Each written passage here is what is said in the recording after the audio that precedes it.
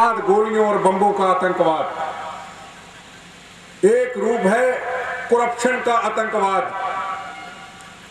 एक रूप है आतंकवाद का रूप जो आप यूपी और बिहार के अंदर देखते हैं। चलो अब तो सरकार चलेगी बिहार के अंदर लालू जी की, उसको राजनीतिक आतंकवाद कहते थे, सत्ता का दुरुपयोग करना। तो आतंकवाद के आज बड़े रूप हैं, उस रूप का कोई हम अकेले मुकाबला नहीं कर। 10-10 बम भी अपने शरीर के ऊपर खाने पड़े वो हम खा सकते हैं, पर दूसरे जो आतंकवाद है, राजनीतिक आतंकवाद, करप्शन आतंकवाद, इनका मुकाबला करने के लिए बहुत बड़ी हिम्मत की जरूरत है। ये अकेला इंसान नहीं लड़ सकता, जनता के सहयोग की जरूरत है। शहीद आजम भगत सिंह जी के बारे में चर्चा हो रही थी। जब इनके पुराने इतिहास को देखा जाए,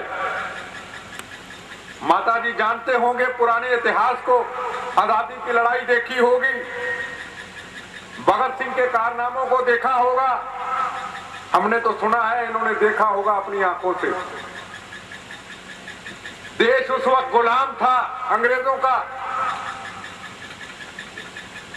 शहीद आजम भगत सिंह, चंद्रशेखर आजाद, इस्तफाकुल्ला खां, मंगल पांडे, रानी झांसी, जलियांवाला बाग के शहीद, शहीद आजम उधम सिंह।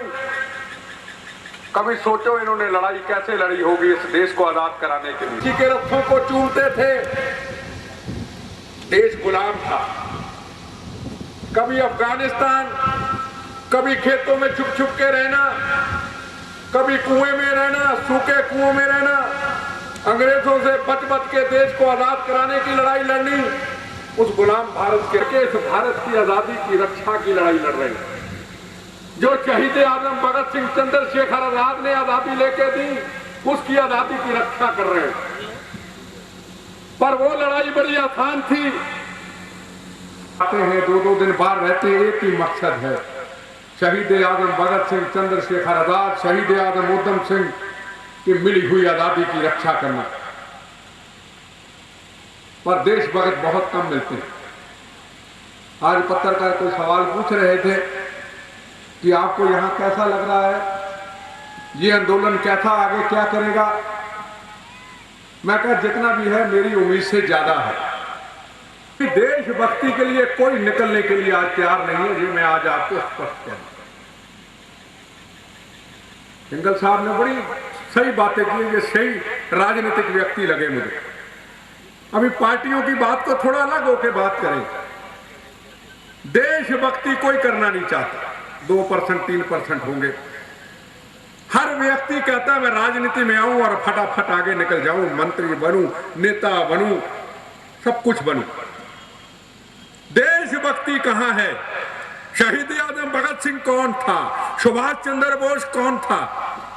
किसी को कोई फिक्र नहीं। धन्यवाद करता हूं लाडी जी का, यहाँ के लोगों का, जिन्होंने उनकी भाभी जी के दर्शन कराए। चलो मन के अंदर को विचार तो आया, पर क्या देश की आजादी की रक्षा कर पाएंगे? बड़ा मुश्किल है। आज सरहदों में इन जवानों ने गोलियां खाई और ये जवान अभी भी गोलियां खाने के लिए तैयार खड़े, पर वो कहते हैं भारत माता को आंच नहीं आनी चाहिए। पता है दुश्मन सामने खड़ा है, एक चलाएगा 10 चलाएंगे। मजा महात्मा गांधी जी की वो आजादी के आंदोलन की गाना याद आता है, कहनी है एक बात यही, इस देश के पहरेदारों से संभल के रहना, अपने घर में छुपे हुए गरदारों से। बड़ी मुश्किल लड़ाई है। जोर कितना बाजुए कातिल में है, उस नारे को लेकर के हमने लड़ाई लड़ी और लड़ाई बड़ी फूलों की तरह लगी। हमारे दोस्त, यार, मित्र कई शहीद हो गए, बड़े बड़े बहादुर दोस्त थे, पर उन्होंने अपने कर्तव्य को पूरा किया। जब पंजाब के अंदर खालिस्तान की बात हो रही थी, पाकिस्तान करा रहा था खालिस्तान की बात, उस वक्त उन दोस्तों ने, हमने मिलकर लड़ाई लड़ी। जब कहते थे कि पंजाब के अंदर हिंदुओं को निकाल देंगे, पंजाब के अंदर सिर्फ सिख ही राज करेगा, उनको यह नहीं पता था कि हिंदू सिख के अंदर कोई फर्क नहीं है। ये एक ही रिश्ता है, 9 मास का रिश्ता है जो टूट नहीं सकता। आज उधम सिंह नगर के अंदर कितने हमारे भाई सिख हैं, लगता है पंजाब में आ गए। बिहार, यूपी, उत्तरांचल, बंगाल, कौन सी जगह है जहां सिख नहीं, जहां पंजाबी नहीं है?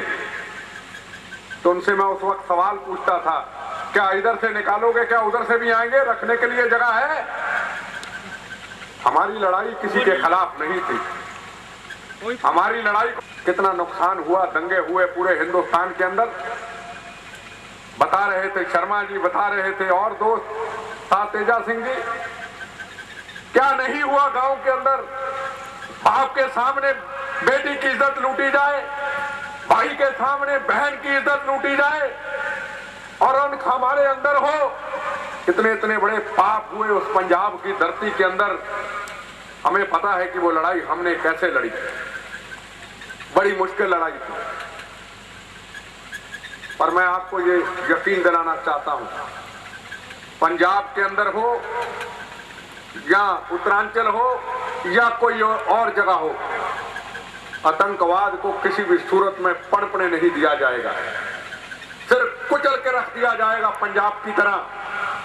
पर उसके लिए राजनीतिक नेताओं को अपनी एक सोच बदलनी होगी। ये सोचना होगा कि पाकिस्तान हमारा दुश्मन है और पाकिस्तान हमेशा दुश्मन रहेगा। ये हिंदुस्तान का कभी नहीं हो सकता। इसके ऊपर विश्वास ना करें। महाराणा प्रताप का देश, महाराणा रणजीत सिंह का देश, मंगल पांडे का देश, रानी झांसी का देश, आज राजनेताओं ने इस देश को क्या बना दिया, बुज़दिल बना दिया इस देश को। एक छोटा सा मुल्क पाकिस्तान, मुशर्रफ आता है हिंदुस्तान के अंदर, हम उसके लिए बड़ी आओ भगत करते हैं। आइए मुशर्रफ साहब, बड़ा अच्छा किया, हमारे कारगिल के जवानों को मार दिया, पार्लियामेंट में बम हमला करा दिया, कश्मीर को आप लेना चाहते हैं, बद सेवा शुरू होती है, उसकी बात नहीं होगी। इतने हम बुज़दिल हो गए, जवाब देने के लिए तैयार नहीं है। हमारे भारत के अंदर हमारे कारगिल के शहीदों का दुश्मन गलत बात करना चाहते हैं, करनी चाहिए। सरदार मनमोहन सिंह जी ने बड़ा अच्छा स्टेप उठाया है, पर साथ ही उसको ये कह देना चाहिए कि कश्मीर के मुद्दे के बगैर हर बात करने के लिए तैयार है। और मैं सरकार को, देश की जनता को भी, वो बैठे हुए पाकिस्तान के ISI के एजेंटों को भी कह देना चाहता हूं, जवानों ने कुर्बानी शहादत दी है, अपना खून बहाया है। कश्मीर का आधा इंच हिस्सा भी पाकिस्तान में जाने नहीं दिया जाएगा। ये आज हम चैलेंज करके कहते हैं। क्या हमारी कुर्बानियां, क्या मुझे लगता है कि हमारे जवानों को इन बड़े बड़े नेताओं ने बेटे बकरियां समझ लिया, कुर्बानी दी, खून बहा, 5-5 लाख रुपया दिया, पेट्रोल पंप दिया, कहानी खत्म। जवान कभी कब तक मंजिल पूरी होगी?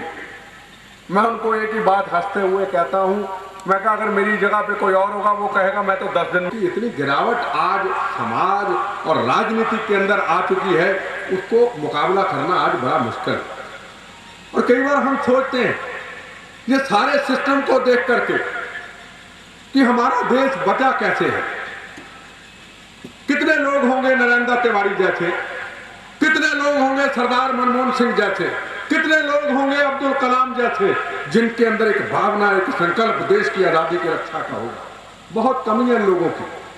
तो कई बार सोचता हूं ये देश कैसे चल रहा है। हम नेता लोग तो चला नहीं रहे, पर जब इसका पाठ, पूजा, हवन, गुरुद्वारों में पाठ हो रहा है, लोग करा रहे हैं, जगराते हो रहे, तो फिर मैं सोचता हूं कि ये तो भगवान की कृपा है, ये गुरु महाराज की, माता रानी की कृपा है, अल्लाह की कृपा है, जिसके कारण हमारा आज भारत बचा हुआ है। कि लोग भगवान की तरफ लगे रहते हैं, हम लोग देश को नहीं बचाने वाले। रशिया के अंदर भगवान को नहीं माना जाता, वहां भगवान की पूजा बिल्कुल नहीं होती।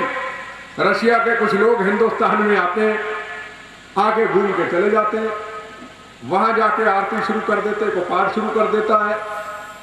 दूसरा, भगवान भरोसे देश चल रहा है। मैंने कहा मेरा भी रशिया शहर भगवान भरोसे चल जाए, मैंने भी पूजा शुरू कर दी। तो ये सच्चाई और आज मैं एक और चीज बताना चाहता हूं। आज मिलते हैं का पता नहीं दोबारा कब मिले, पर मैं जहां तेरे मंदिर गुरुद्वारे मजारे हैं वो सुरक्षित रहे, हमें शक्ति दो कि हम इस भारत माता की तेरे मंदिर गुरुद्वारों की रक्षा कर सकें। कभी मैं बड़ा नेता बन जाऊं, इच्छा पूरी नहीं होती तो भगवान भी अपने से दूर जाने वाला है। कितने पाप हो रहे हैं हिंदुस्तान के अंदर। कहीं गुजरात में भूकंप आ रहा है, कभी गोवा के अंदर, गोवा के पास काले पानी में कितना बड़ा तूफान आ रहा है। बेगुनाह लोग खत्म हो रहे हैं। तो भगवान के पास भी जब जाते हैं तो भगवान के पास भी जाके आज हमें संकल्प करना पड़ेगा कि जहां तेरे गुरुद्वारे मंदिर मजारे हैं ये सुरक्षित रहे, तेरी भारत माता सुरक्षित रहे। हमें इतनी शक्ति दो कि तेरी रक्षा करते करते गुरुद्वारे मंदिरों की हम कुर्बान हो जाएं। फिर देखो देश कितना मजबूत होता है। मिसालें आपके सामने हैं, इतिहास आपके सामने है। इतिहास 100 साल का नहीं है, इतिहास 10 साल का है। भारत माता मजबूत नहीं थी, देश मजबूत नहीं था, क्या क्या नहीं हुआ हिंदुस्तान के अंदर। हरमंदिर साहब टूटा, हरमंदिर साहब की पवित्रता भंग हुई, बाबरी मस्जिद टूटी, रघुनाथ मंदिर पे आतंकवादियों ने हमला किया, अक्षरधाम पे गुजरात के अंदर आतंकवादियों ने हमला किया, ईसाइयों के गिरजाघर टूट गए। ये कोई पुराना इतिहास नहीं, ये इतिहास 10 साल का इतिहास है। क्यों टूटा, क्यों हुआ ऐसा? जब आजादी की लड़ाई हिंदू मुस्लिम सिख ईसाइयों ने इकट्ठे लड़ी थी तो फिर ऐसा क्यों हुआ? क्योंकि भारत माता कमजोर थी। हमने भगवान के आगे कभी मांगा ही नहीं कि तेरी धरती सुरक्षित रहे, तेरी धरती मजबूत रहे। टूटा आपके सामने, इतिहास गवाह है। मैं यूपी से आ रहा था और उत्तरांचल में पहुंचा। जब दिल्ली से चला तो जब मैं यूपी बॉर्डर पे आया तो पता चल गया मैं यूपी में आ गया। टूटी हुई जीप थी, पायलट आ गए, मेरे ड्राइवरों ने उनको पीछे कर दिया, हम आगे निकल गए। जाते जाते मुरादाबाद तक पहुंच गए। जब उत्तरांचल पहुंचे फिर पता चला कि अब नरेंद्र तिवारी जी के एरिया में उत्तरांचल में आ गए। गाड़ी से पता चल गया सड़कें भी बढ़िया है, गाड़ी भी बढ़िया है और सुरक्षा भी बिल्कुल फिट है। इनकी सुरक्षा और यूपी की सुरक्षा में देख लो, थोड़े दिन हुए तबादला हुए तो कितना फर्क है, जरा देख लो। इनको बचा के रखना, इनको यूपी की नजर मत लगने देना कहीं, नहीं तो यहां भी मायावती आ जाएगी, यहां भी और आ जाएंगे क्रिमिनल लोग। जब टेलीविजन के अंदर हम अंसारी को देखते हैं, जब टेलीविजन के अंदर बबलू श्रीवास्तव को देखते हैं, यूपी के महान गुंडे राजू भैया, महान गुंडा मंत्री, ये तिरंगी झंडी लगी हुई है कारों पे, जो शहीद आजम भगत सिंह के खून से बनी थी, जो चंद्रशेखर आजाद के खून से बनी थी, जो शहीद आजम भगत सिंह के खून से बनी थी और उधम सिंह के खून से बनी थी। जब तिरंगी झंडी हिलती जाती है ऐसे नेताओं की कारों के आगे, तो फिर भगत सिंह को याद करें, फिर कैसा लगता है। ये तिरंगी झंडी को कागज का टुकड़ा नहीं, ये कोई कपड़े का टुकड़ा नहीं है। ये जलियांवाला बाग के अंदर जब जनरल डायर ने हिंदू मुस्लिम सिख ईसाइयों के ऊपर गोलियां चलाई थी, जब देश गुलाम था, जब वो कहते थे देश को आजाद कराएंगे, अंग्रेजों की जंजीरों से छुड़ाएंगे, तब जनरल डायर ने गोलियां चलाई थी हिंदू मुस्लिम सिख ईसाइयों के ऊपर। सबका खून मिला, हिंदू मुस्लिम सिख ईसाइयों का। उसके बाद ये हिंदुस्तान का तिरंगा झंडा बना। और जब ये झंडा लालू प्रसाद यादव के कार के ऊपर लगा देखेंगे तो कैसा लगेगा आपको? जब मायावती की कार के ऊपर फिरका प्रस्ती का नारा देने वाली के ऊपर झंडा लगा होगा तो कैसा लगेगा? और एक तरफ झंडा ये नरेंद्र तिवारी और मनमोहन सिंह की कार के ऊपर लगा होगा तो कैसा लगेगा? मैं वही कहूंगा, 100 में से 95 बेईमान फिर भी कहते मेरा भारत। बड़ी लंबी लड़ाई है, पता नहीं इस लड़ाई को हम लड़ पाए या ना लड़ पाए। दुख नहीं है, आगे भी आधा हिस्सा देने के लिए देश को दे दिया है। कभी को आ जाए, देश को आंच नहीं आने देंगे। पर मेरे भाइयों, नौजवानों को उठना होगा, नौजवानों को कुछ करना। एक और बीजेपी का भी है लीडर, मैं खंडूरी क्या नाम, जो ट्रांसपोर्ट मिनिस्टर थे, खंडूरी जो है हाँ, ऐसे क्या था कि मैं कांग्रेस की तारीफ कर रहा हूं। अच्छे लोगों को आगे लेके आओ अगर देश को बचाना है। नहीं तो भगत सिंह की जो लड़ाई है, ये लड़ाई बिल्कुल उनकी अधूरी रह जाएगी। भगत सिंह को ये ना समझिए कि भगत सिंह एक आम आदमी था, चंद्रशेखर आजाद एक आम आदमी थे। ये फरिश्ते थे, भगवान के भेजे हुए फरिश्ते थे। पर मेरे जैसा आदमी रात को हाथ खड़े कर जाता भी लड़ाई बड़ी मुश्किल है, वो कैसे लड़ाई लड़के? फरिश्ते थे वो, भगवान के भेजे हुए। और जो उन्होंने कहा वो सच हुआ। जब शहीद आजम भगत सिंह पार्लियामेंट में तो मेरी दुल्हन मेरी मौत होगी, जो शहीद हो चुके मेरे दोस्त वो मेरे बाराती होंगे, ये उस वक्त कहा था भगत सिंह ने। उनकी माता जी कहते हैं, भगत तेरी आंखों में आंसू, बाहर जाके क्या कहूंगी? मेरा बहादुर शेर डर गया अंग्रेजों से, फांसी को देख के डर गया, मौत से डर गया। भगत सिंह कहने लगे, नहीं माता जी, ये मेरी आंखों में आंसू फांसी को देख करके नहीं है, मौत के नहीं है। मुझे पता है मेरे और मेरे साथ साथियों के, राजगुरु सुखदेव के शहीद होने के बाद ये भारत जरूर आजाद होगा, अंग्रेजों से शिकंजे से निकल जाएगा। पूरे अंग्रेज ना समझिए, हम भी ऐसे ही है, सिस्टम वही चल रहा है, उसमें बदलाव नहीं आया है, सिर्फ हम मॉडर्न हो चुके हैं। बड़ी बड़ी गाड़ियां गुड़ियां कोठियां आ चुकी हैं। ये भगत सिंह जी ने कहा था। उनको दुख रहा होगा आज अगर शहीद आजम भगत सिंह, चंद्रशेखर आजाद, मंगल पांडे, रानी झांसी की रूह अगर ऊपर से आज के भारत को देखती होगी तो उनकी रूह कांपती होगी, रोती होगी और कहती होगी कैसा भारत दिया था हमने और कैसा हमारे बाद राजनीतिक लोगों ने कैसा भारत बना दिया। ये उनकी रूह जरूर कहती होगी। हम भी अगर बम्बो गोलियों से कभी शहीद हुए तो अगर उनके चरणों में कभी भगवान ने चाहा मौका मिला तो हम जरूर कहेंगे, भगत सिंह जी, चंद्रशेखर आजाद जी, आपके कर्तव्य को जो अधूरा सपना था हम पूरा नहीं कर पाए, हमारे हाथ खड़े हो गए, हम जरूर कहेंगे। इतनी इस पूरे देश के अंदर जितनी देर तक तो वहां लालू जी और मायावती के दर्शन नहीं कराते आप सब लोगों को, उतनी देर तक टेलीविजन ही नहीं कुछ चलता। कोई भगवान का नाम नहीं, कोई भगत सिंह जी का नाम नहीं, कोई चंद्रशेखर आजाद सिंह का नाम नहीं, लालू नाम है। बस लालू को दिखाओ, फिर ही उसके बाद ये देश चलेगा। तो मेरे भाइयों, समझने की कोशिश दिखाई, सब लोगों ने बहादुरी दिखाई। अभी राहुल गांधी और प्रियंका गांधी जी की चर्चा हो रही। आज हमारे टक्कर कुछ कर दिखलाने आए हैं, कफन का टुकड़ा जेबों में कुछ कर दिखलाने आए हैं। वंदे मातरम, जय हिंद। भारत माता की, देश के शहीदों की। जरा थोड़ी देर आप, जहां इतनी देर आपने इस धूप में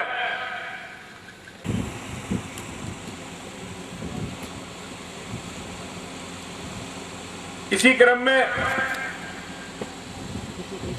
ये लोग जिला अध्यक्षा सुशीला गंगवार जी को प्रतीक चिन्ह भेंट करेंगे।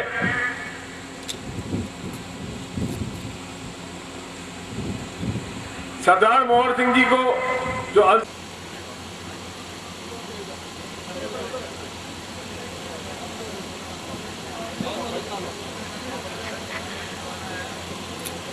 वह जिला उपाध्यक्ष जनक शर्मा जी को प्रतीक चिन्ह भेंट करेंगे। जिला पंचायत उपाध्यक्ष पंडित जनक शर्मा जी को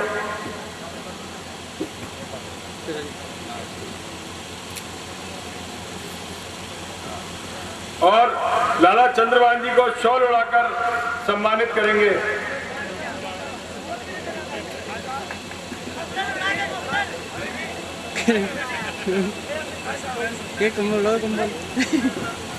अबे जितने भी लोग हैं कृपया जाए ना, क्योंकि जब तक जिन शहीदों के सम्मान में कार्यक्रम आयोजित किया गया है उन्हें श्रद्धांजलि भी दी जानी है, और जब तक हम शहीदों को श्रद्धांजलि नहीं देंगे तो मैं समझता हूँ कार्यक्रम अधूरा रहेगा।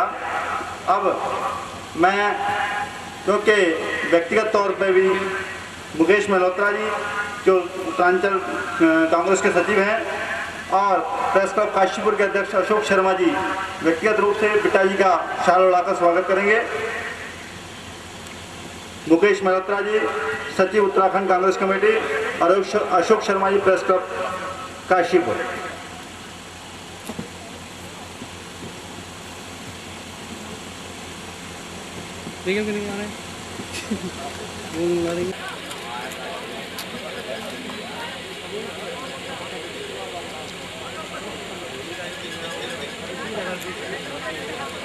आपको बता दें कि आप उन्हें युवा और सभी लोगों का धन्यवाद।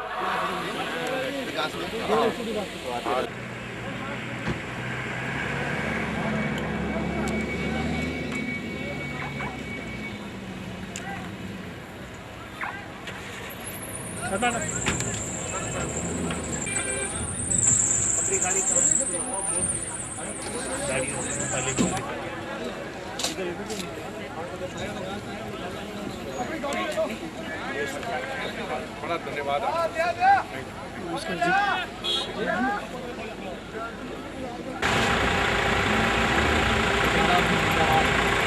सुने पूछा भी देगी कमल भाई। सुने पूछा देगी पीछे रोकते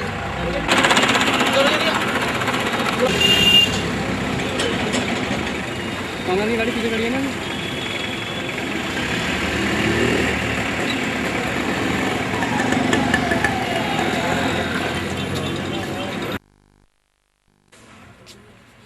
आओ ना देखो, अरे आओ ना मैं तक जी एक भैया सबका पहुंच लेना। अच्छा जी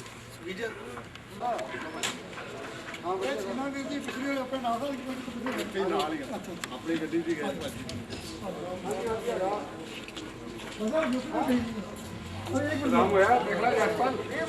एक मिनट आप मिला जी।